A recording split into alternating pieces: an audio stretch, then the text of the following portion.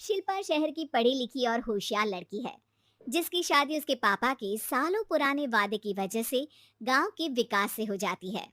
शिल्पा की सास पुराने ख्यालों की होती है। अरे शहर की हो, इसका मतलब ये नहीं कि जो मन आए करोगी। घर के कुछ नियम है जो तुम्हें भी मानने पड़ेंगे। हाँ मम्मी, मुझे रीति रिवाज से कोई दिक्कत नहीं है, पर ऐसे नियम जिनका कोई मतलब ना बने, वो तो गलत है। हाय, देखो तो, अरे घर आए एक दिन पूरा नहीं हुआ और सास से जुबान लड़ाना भी शुरू। नहीं हो, बहू हो, अपनी हद में रहना सीख लो। हाँ, इतने में विकास भी वहां आ जाता है। माँ, मुझे लगता है शिल्पा को घर रहने की जगह दुकान चलना चाहिए। इसकी नई चीजों की समझ और सोच हमारे बिजनेस के लिए बहुत अच्छी रहेगी। बेटे की बात सुनकर माँ को बहुत गुस्सा आ जाता है। अच्छा, अरे बीवी के आते ही तेरे तो सुर बदल गए। अगर ये दुकान जाने लगी तो गांव में क्या इज्जत रह जाएगी हमारी है? लोग क्या कहेंगे? ये कहीं नहीं जाएंगे बस। हाँ, माँ के आगे और कुछ बोले बिना विकास वहां से चला जाता है और सास शिल्पा को घर के कामों में लगा देती है।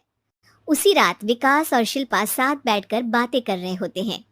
मम्मी ऐसा क्यों सोचती हैं कि औरतें कुछ नहीं कर सकती, और उन्हें लोगों की इतनी चिंता क्यों है?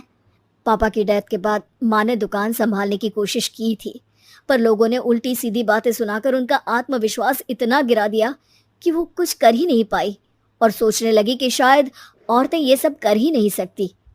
इसलिए उनसे भी नहीं हुआ।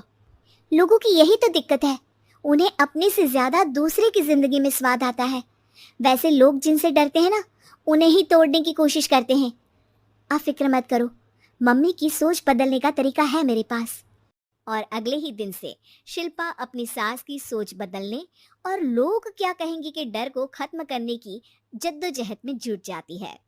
मम्मी आपको पता है, गीता बबीता, अरे जिनके ऊपर दंगल फिल्म भी बनी है।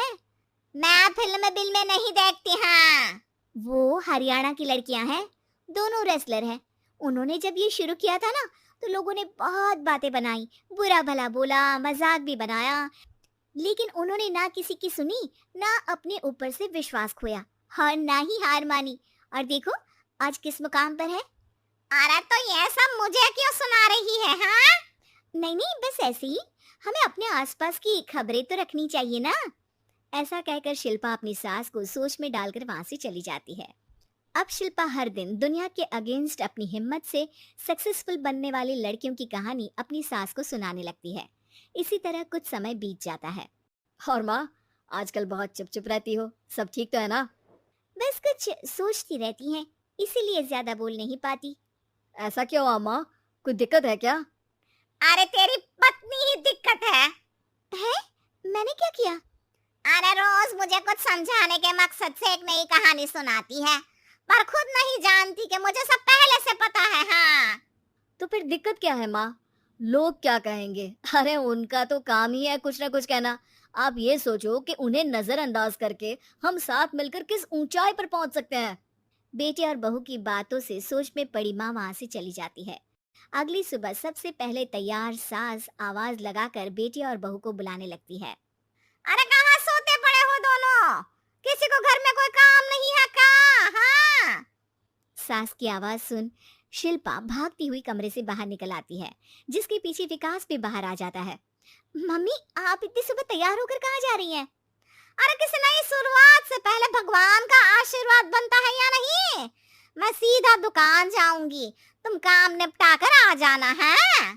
सास की बात सुन शिल्पा और विकास खुशी से फूले नहीं समाते। ये हुई ना मेरी माँ वाली बात। पूरा परिवार मिलकर दुकान पर काम करने लगता है, जिसमें विकास और उसकी माँ दुकान संभालते हैं, तो शिल्पा काम को ऑनलाइन डाल शहर और इंटरनेट का काम संभालने लगती है, जिसे देख गांव में लोगों के बीच गॉसिप शुरू होते देर नहीं लगती।